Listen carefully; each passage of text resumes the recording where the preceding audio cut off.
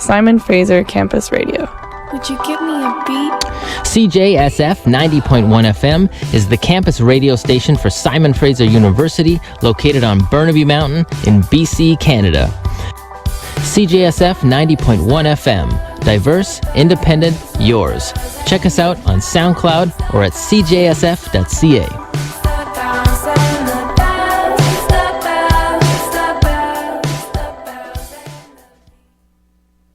This is KPW with This Week in BC Minor League Sports here on CJSF 90.1 FM. You can also find us online at www.cjsf.ca and on TELUS HD channel 7014.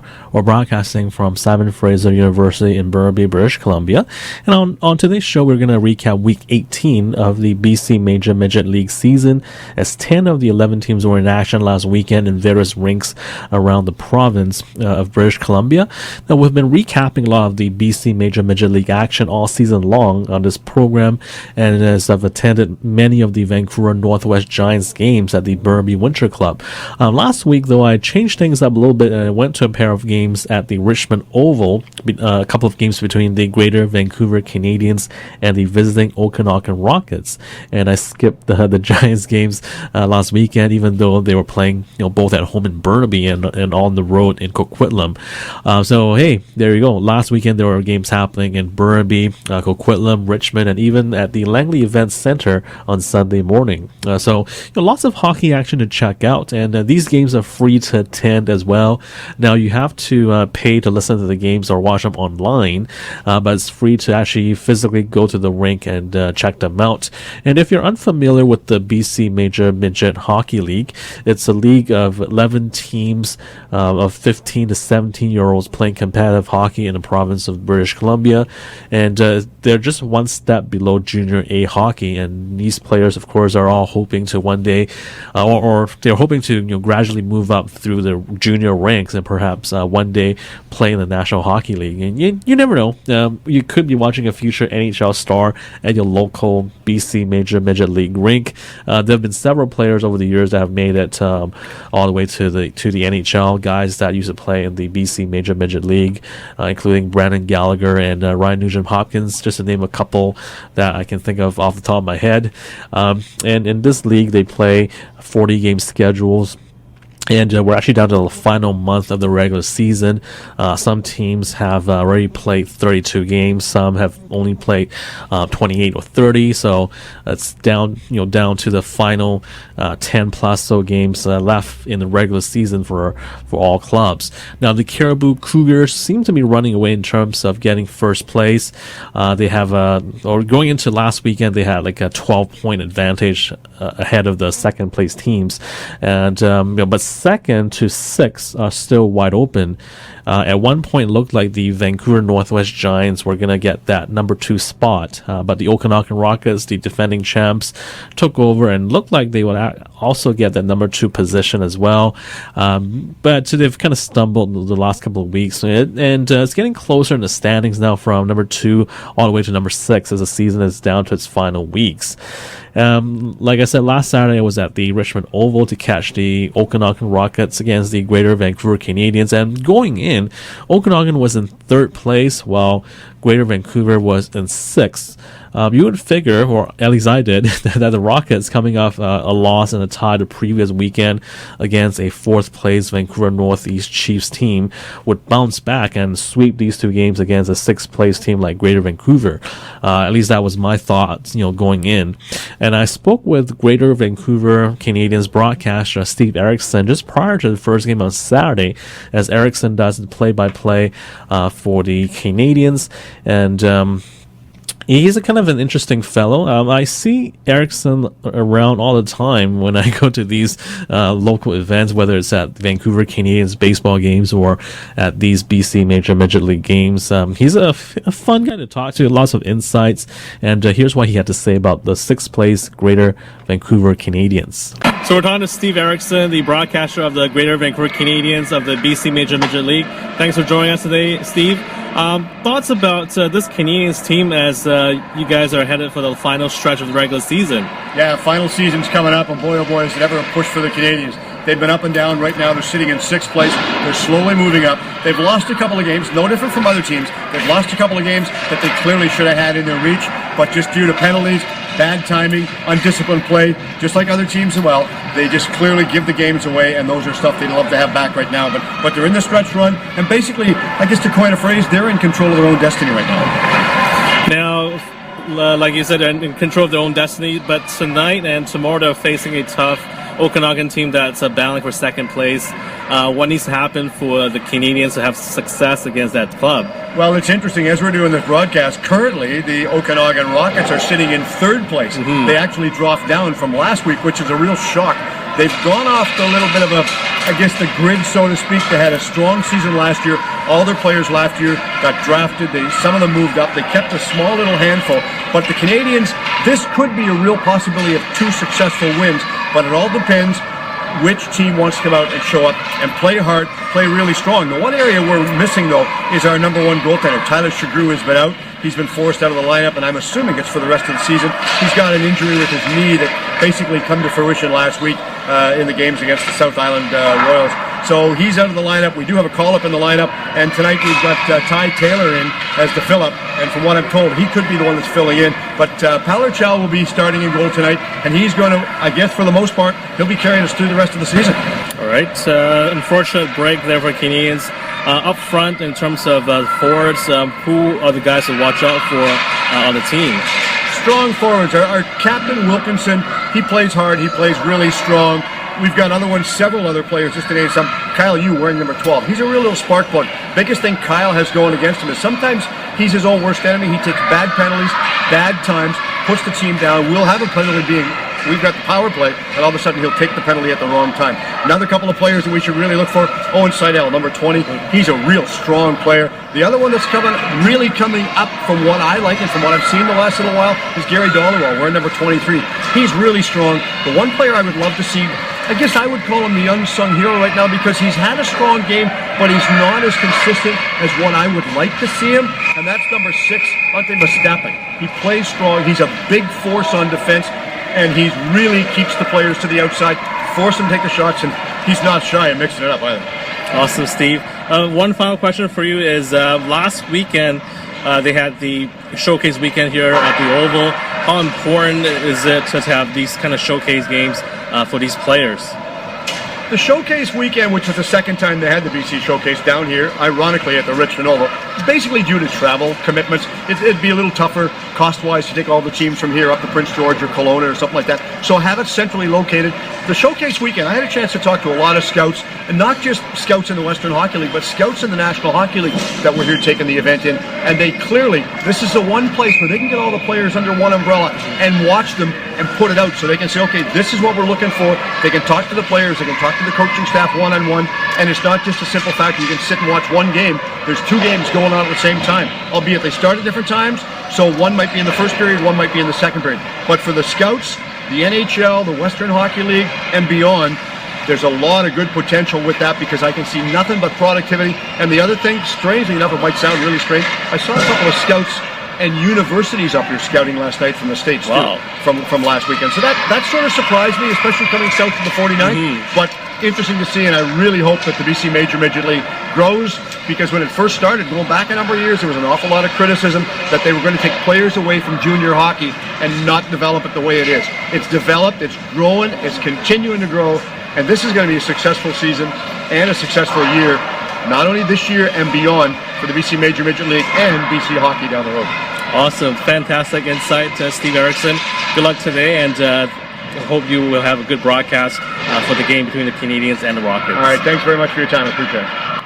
Again, that was Steve Erickson, the play-by-play broadcaster of the Greater Vancouver Canadians. Fantastic insights in terms of the scouts and having conversations with those guys that come in to watch these players, and perhaps even American colleges being interested in these players, perhaps signing them to contracts to play in the States and in collegiate hockey. So very interesting to kind of learn about that aspect of I guess of the league as it's developing. And as Steve Erickson was saying, probably the league is going to continue to grow and develop, and it's good for these players, of course, and as they want to move up, whether it's in junior hockey or potentially playing in collegiate hockey in the States, and perhaps one day making it to the NHL. Who knows? And at least it's going to be a league,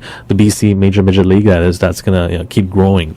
And perhaps I should get Steve Erickson more on this show, but I don't go to the Richmond Oval as much as I do the Burnaby Winter Club. It's just I guess just proximity, but I digress. I mean, I'll have to get him on again next time.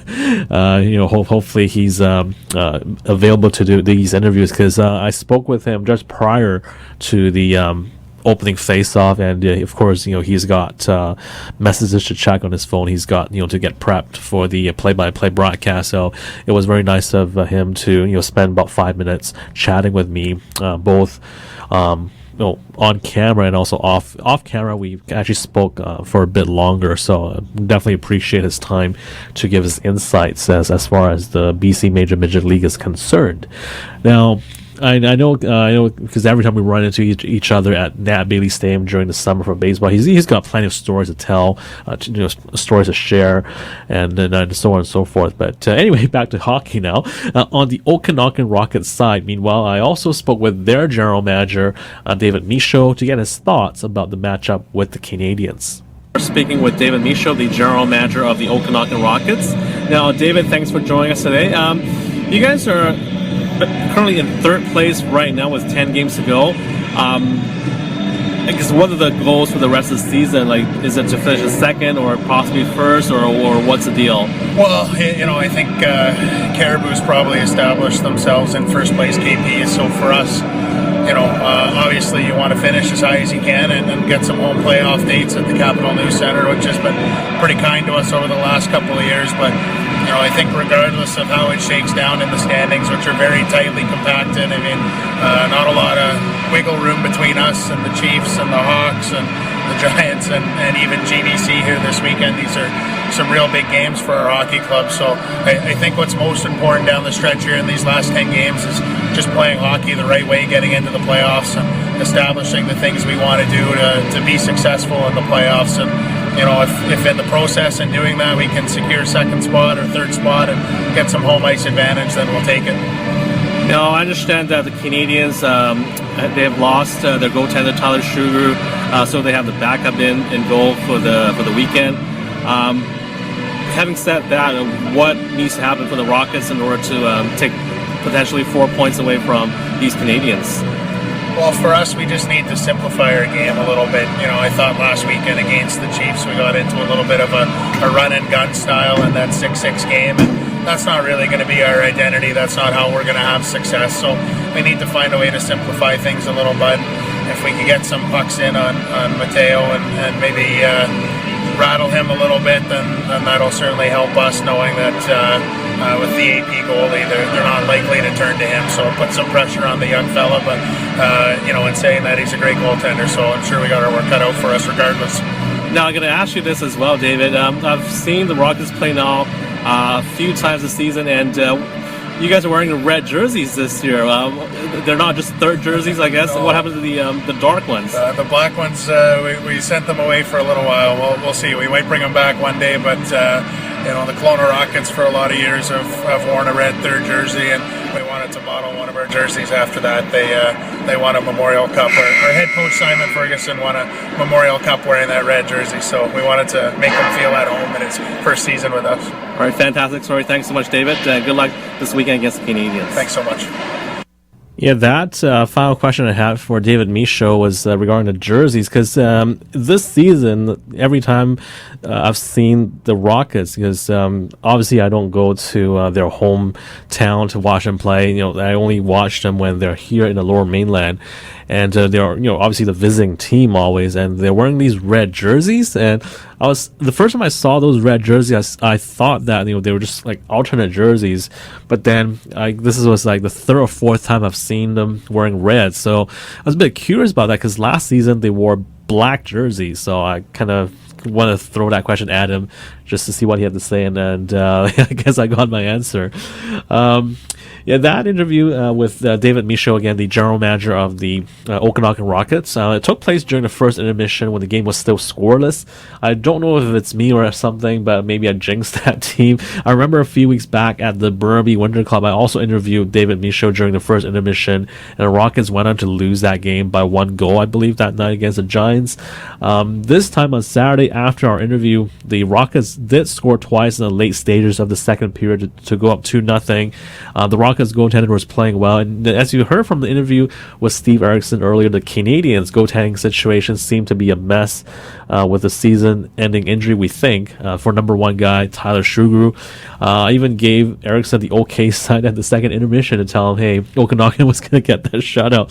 But somehow the Canadians bounced back and scored 2 goals in the final 20 minutes, and the game actually ended in a 2-2 tie. And it was a Rockets' second straight tie because they also got a 6-6 draw in the last game the week before, something that you probably heard during the interview with David Michaud earlier. Do you figure, the Rockets, having blown the first game, they would come back the following morning on Sunday and perhaps salvage the second contest? And the Rockets took 3 different leads in the game, getting ahead 1-0, 2-1, and then 3-2 after 2 periods.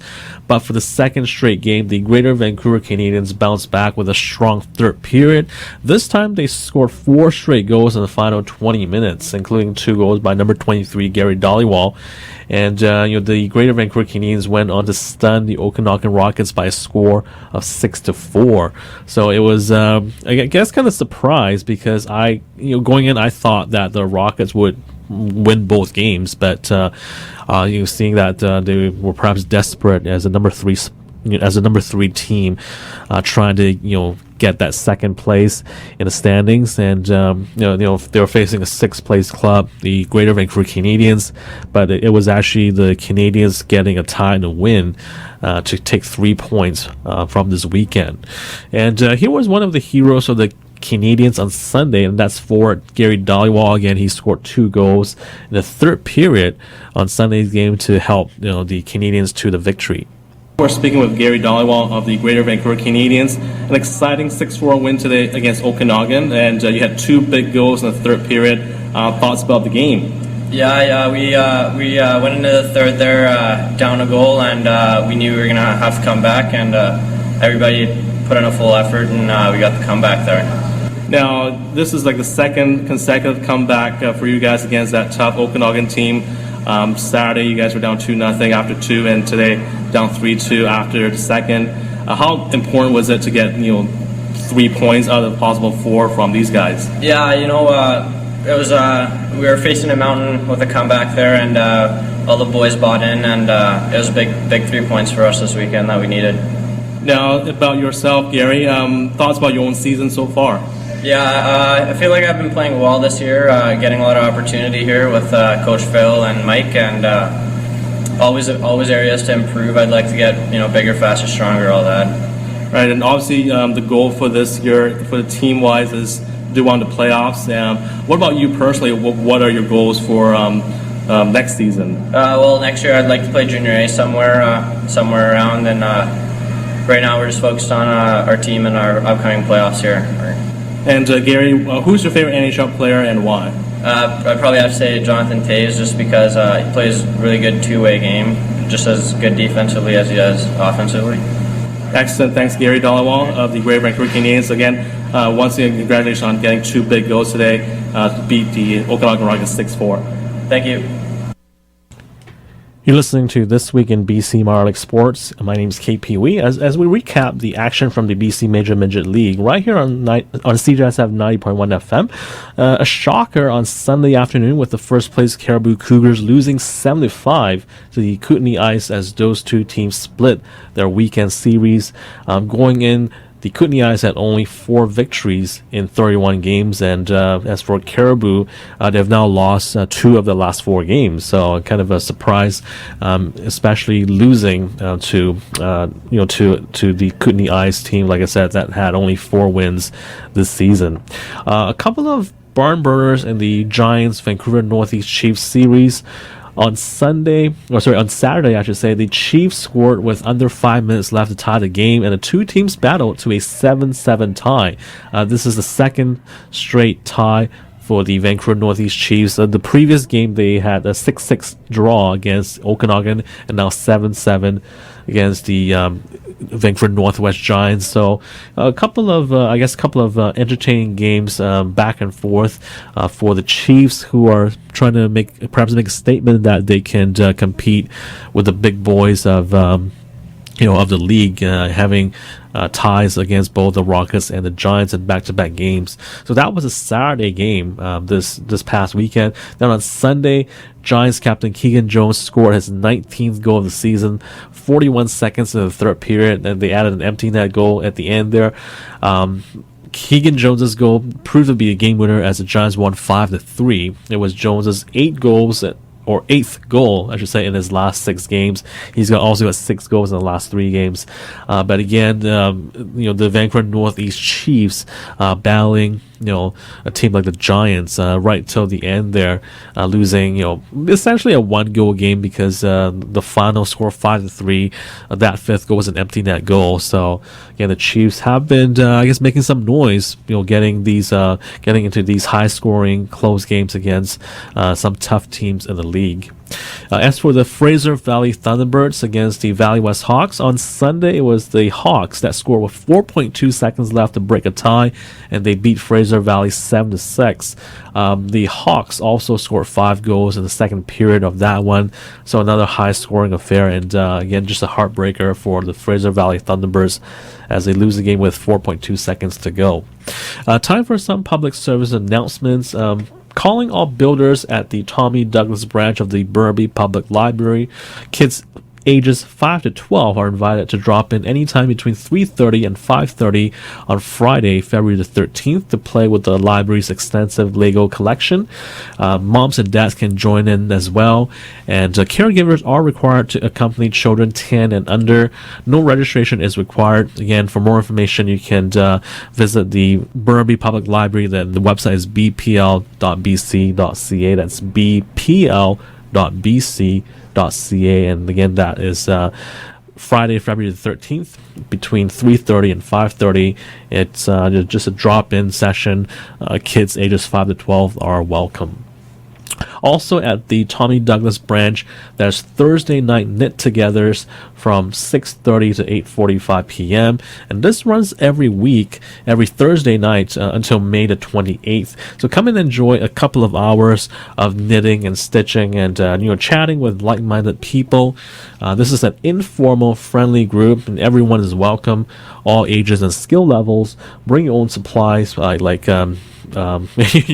guess the supplies for knitting, because only a limited number of needles and yarn is available for those who want to give knitting a try. The tea will be provided and feel free to bring cookies and little snacks to share if you wish, but that's optional. Knit Together is a free event and registration is not required. Again, this is every Thursday night from 6:30 to 8:45 p.m. Running until May the 28th.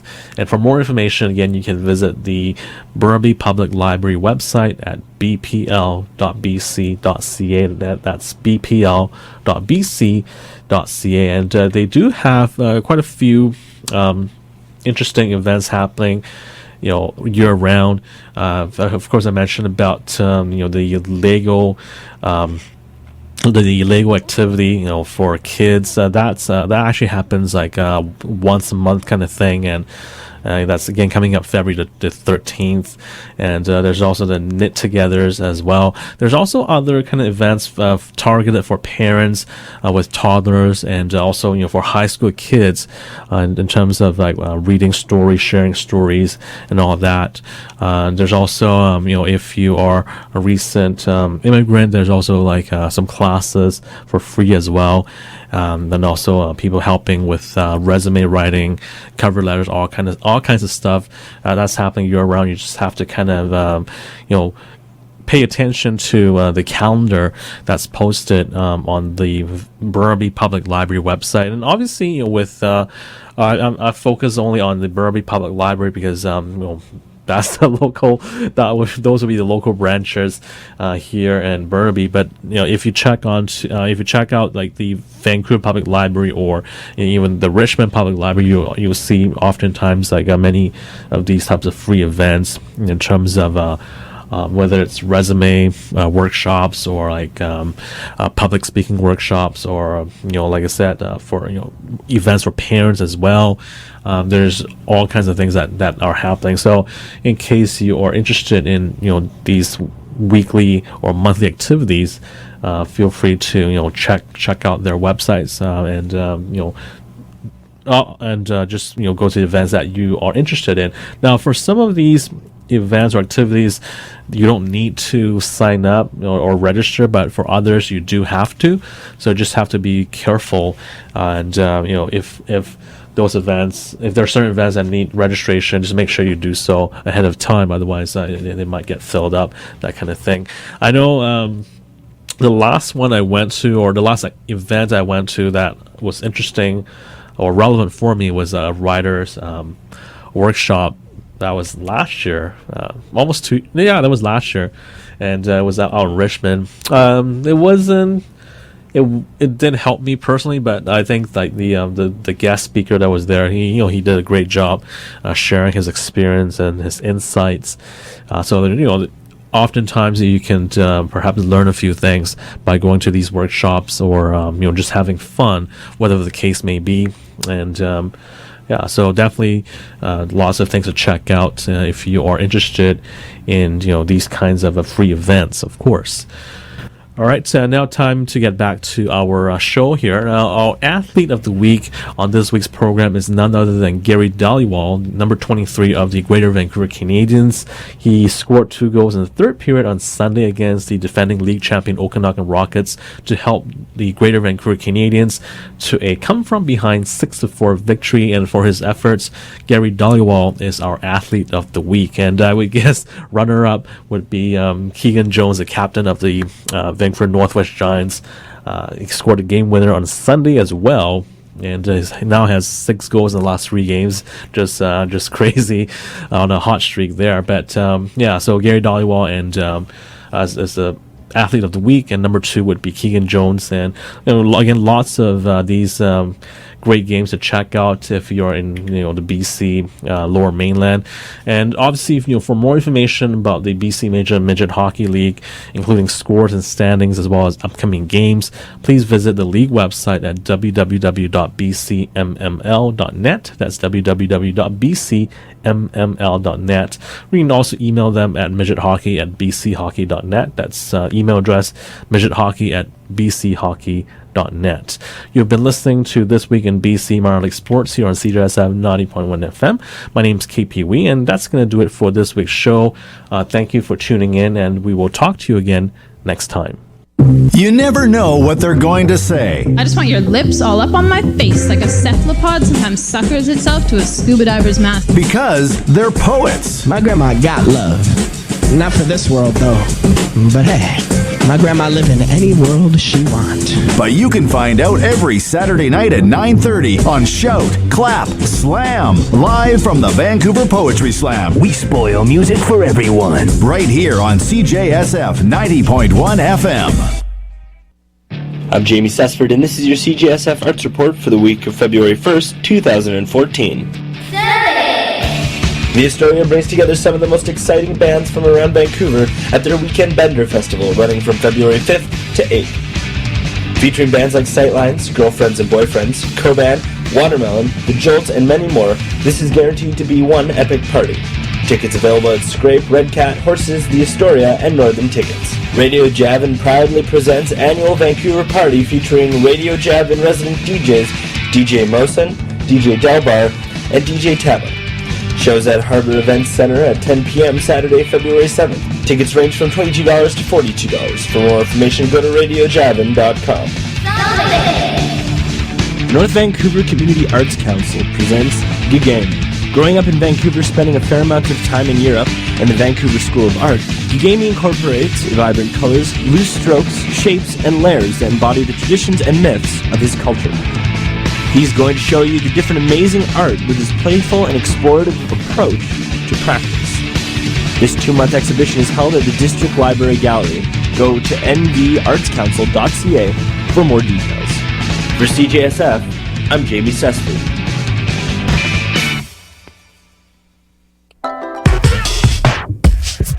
You are listening to CJSF 90.1.